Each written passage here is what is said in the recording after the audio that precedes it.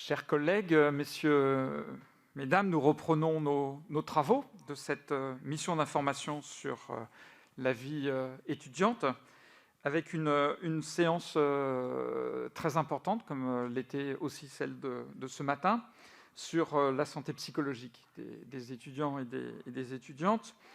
Je dois vous dire tout de suite que cette séance fait l'objet d'un enregistrement vidéo qui est disponible sur le site du Sénat. Et Public Sénat, la chaîne parlementaire, nous fait l'immense honneur de diffuser ces images en ce moment en direct. Voilà. Je dois satisfaire mes obligations de président en vous rappelant le cadre officiel de cette mission d'information qui a été demandée par le groupe Union centriste au Sénat et qui a demandé à M.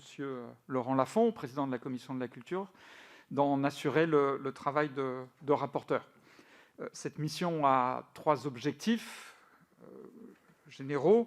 Le premier, c'est d'essayer de mesurer le plus exactement possible les conséquences de la crise pandémique sur la vie étudiante. Ensuite, d'essayer de mettre au point une réflexion qui permettrait par la suite, face à une crise équivalente, par son ampleur, de mettre en place des dispositions qui permettraient aux établissements d'y faire plus facilement face.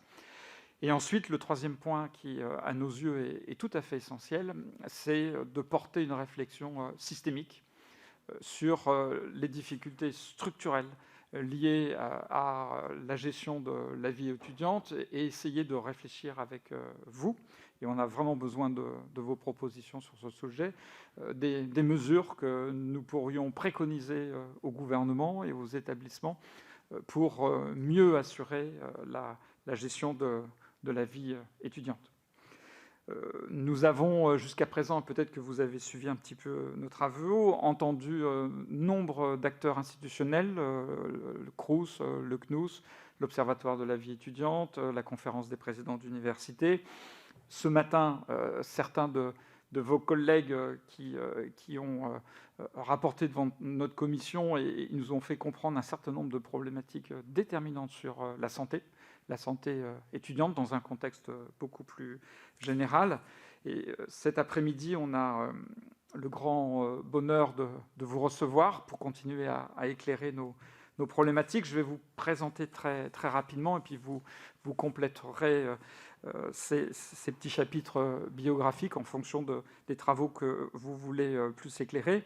Donc, Monsieur Mohamed Belhassen, vous avez mené une enquête du service de santé universitaire qui a été réalisée auprès de plus de 3000 étudiants de l'université Jules Verne Picardie à Amiens. Et cette étude a révélé que 72% des étudiants interrogés déclarent avoir été en état de détresse psychologique au cours des 4 dernières semaines, donc pendant la crise dont nous nous occupons de façon privilégiée.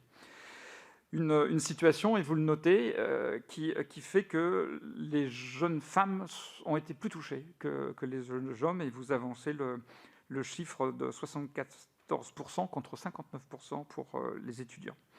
19% des étudiants ont des idées suicidaires, un chiffre qui fait frémir, ce qui représente environ plus de 600 étudiants, 603.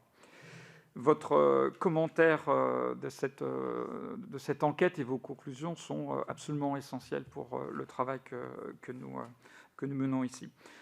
Monsieur Frédéric Adjé, cher compatriote, je crois qu'on n'habite pas très loin l'un de l'autre, voilà, je révèle des détails privés de nos deux vies.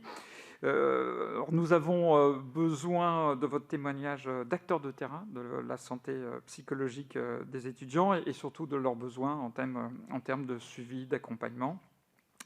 Vous avez signé dans un grand quotidien une tribune qui a été publiée le 1er décembre 2020 pour attirer l'attention sur les moyens insuffisants des BAPU, des services universitaires, et des services psychologiques universitaires, des services de santé universitaires.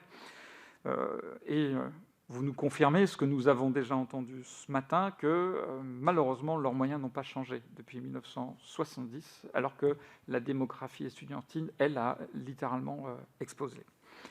Dans le même journal que je citais tout à l'heure, vous avez fait observer en octobre dernier que la file d'attente à Paris, et nous avons tous les images terribles en tête, qui dépassait 300 personnes pour leur permettre d'accéder à des services gratuits indispensables.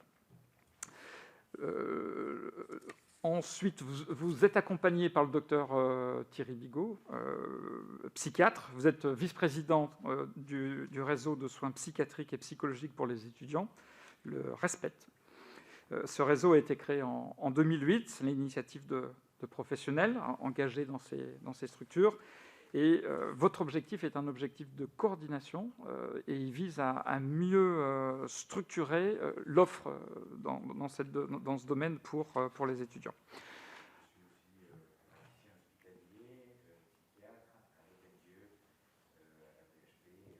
Unité d'hospitalisation qui accueille des étudiants. D'accord, merci pour ces éléments supplémentaires.